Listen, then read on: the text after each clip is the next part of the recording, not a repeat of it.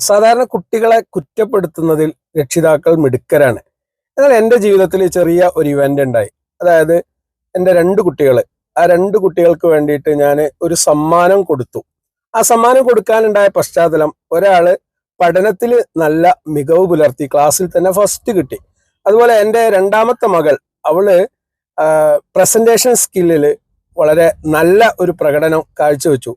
ഇത് രണ്ടുപേർക്കും ഞാൻ ഒരു സമ്മാനം ഒരുക്കിയത് അവരെ അറിയാതെയാണ്.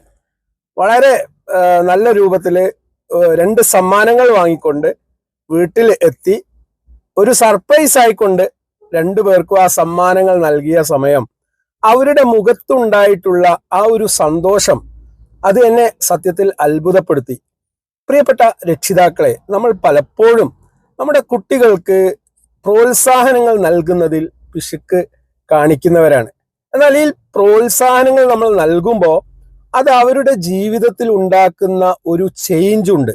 അതായത് കുറ്റപ്പെടുത്തുന്നതിനേക്കാൾ, വിമർശിക്കുന്നതിനേക്കാൾ, ഇൻസൾട്ട് ചെയ്യുന്നതിനേക്കാൾ ഒരുപാട് തവണ ഇരട്ടി മാറ്റങ്ങൾ ഉണ്ടാക്കുന്ന, റിസൾട്ട് ഉണ്ടാക്കുന്ന ഒരു കർമ്മമാണ് കുട്ടികളെ നമ്മൾ പ്രശംസിക്കുക, അംഗീകരിക്കുക, മറ്റുള്ളവരുടെ മുമ്പിൽ വെച്ച് അഭിനന്ദിക്കുക എന്നുള്ളത്. ഇതിനു വേണ്ടിയിട്ടാണ് നമ്മൾ ഏറ്റവും പ്രിയപ്പെട്ട സമയം നീക്കി വെക്കേണ്ടത്.